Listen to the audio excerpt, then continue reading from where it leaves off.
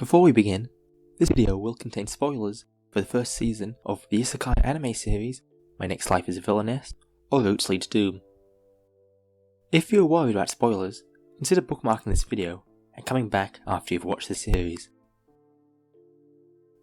After my previous video about Hamefura, and which ending Katarina actually got, did better than any other video on my channel, although I guess that is to be expected since that is the only video on the channel, I decided to make another video about the series. In Hamefura, after Katarina Claes, the show's main character, hits her head, it is established that Katarina is the reincarnated form of a Japanese schoolgirl who enjoyed playing otome games, and that before she died, she was playing the game Fortune Lover. It is also later established that Katarina died as a result of getting hit by a car. The series Hamefura is shown to be set in the world of Fortune Lover, with the characters from Fortune Lover being people in the world of Hamefura, and Katarina herself being one of the characters from the game.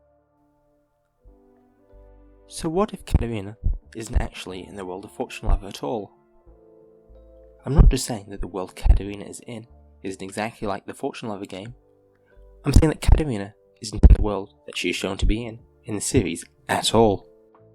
Throughout the series, Katarina isn't actually dead, and what is shown to be happening is just in Katarina's head.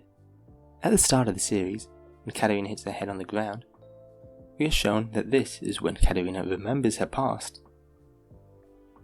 In reality, this point of hitting her head is likely the point that Katarina first steps into this world, and her memories of her life in this world are just fabrications created by her mind.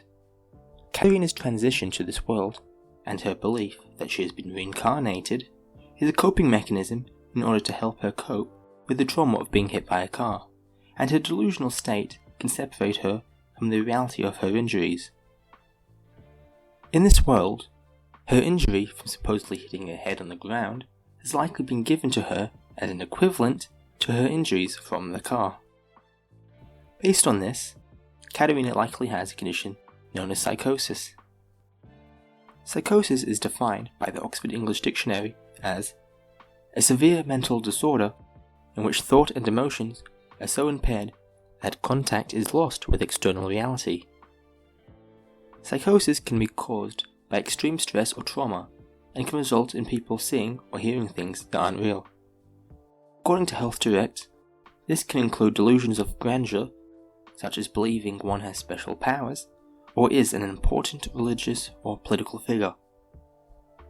In the world in which Katarina has supposedly been reincarnated, she is in a world with magic, and where she can perform magic, and one in which she is a noble from a prominent family. It is clear where these influences for this fantasy world came from. Around the time of the accident, Katarina regularly stayed up late in order to play Fortune Lover, and was constantly thinking of it, as shown through her regular conversations about the game with Sasaki Atsuko. This also explains why in her delusion, her friend Sasaki Atsuko was also reincarnated as Sophia Ascart, and would become one of her friends in this new world. So where does the series actually take place then? The answer is probably a hospital bed. After the accident, she would likely have been taken to a hospital for treatment, and this is the place where she would live out her delusion. In episode 1 of the anime, there is a conversation between two maids in the garden observing young Katarina. She's been acting strange since she got injured, but the doctor said everything was normal. This is possibly not a conversation between two maids in the garden, as we are led to believe in this show, but instead a conversation between two people around Katarina in the hospital, where the medical staff, such as nurses or family members. This conversation was likely overheard by Katarina and incorporated into her fantasy. The maids in the anime are shown to be in the foreground, with Katarina working away in the background. This distance between them could represent Katarina overhearing them talking from some distance away, and it being incorporated into this delusion as people away from her speaking. This can apply whether Katarina is in the hospital awake or in a comatose state. Claire Wineland, who at the age of 18 spent 2 weeks in a coma after surgery, described her experience as wandering around the Alaskan wilderness. Regarding when her body was being kept cold, she said, "I remember sitting there and staring at the most beautiful scenery ever for hours and hours. It would be freezing cold, but I didn't care." And continued, "Everything that happens in the real world, you hear, you're aware of. You know what's going on, but it goes through this weird filter thing.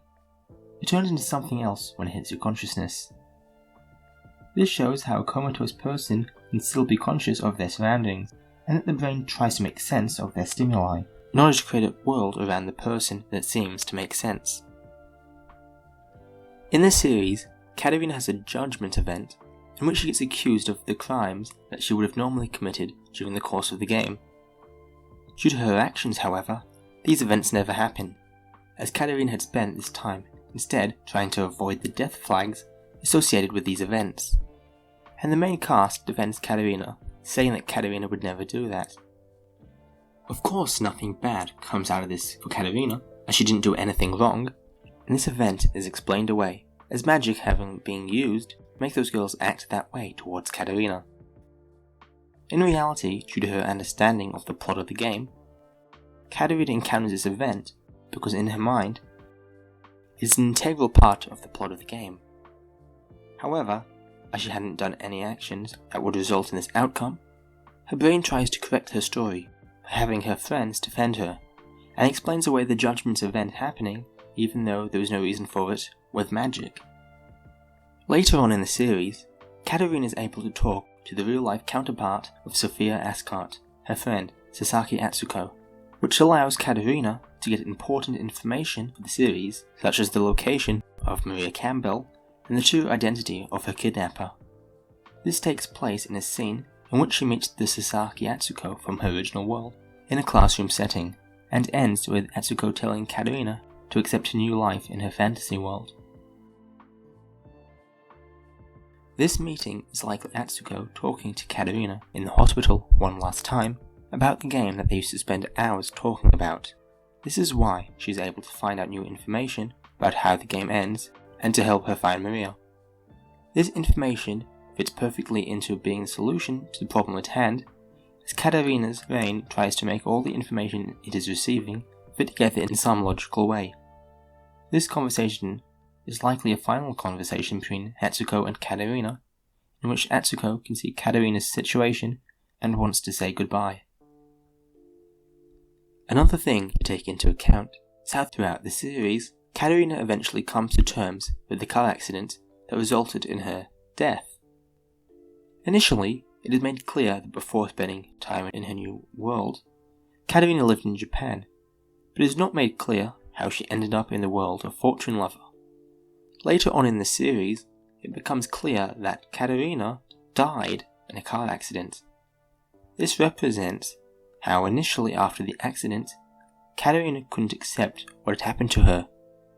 The later reveal of the car accident represents how after time thinking of her situation, she eventually starts to realize what had happened to her and comes to terms with it, now knowing what had happened to her.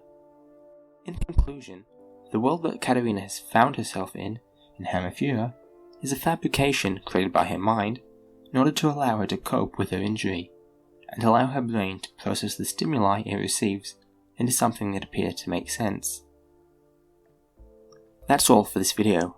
If you enjoyed the video, consider leaving a like, comment any thoughts or ideas about future videos down below, and subscribe so that you don't miss any future videos. If you want to watch similar videos, I have the channel Wiz, which deals with more general pop culture stuff, and I have the channel Underlined, which deals with gaming. I will pin both in an iCard in the top right corner of the screen. With that, that's the end of this video.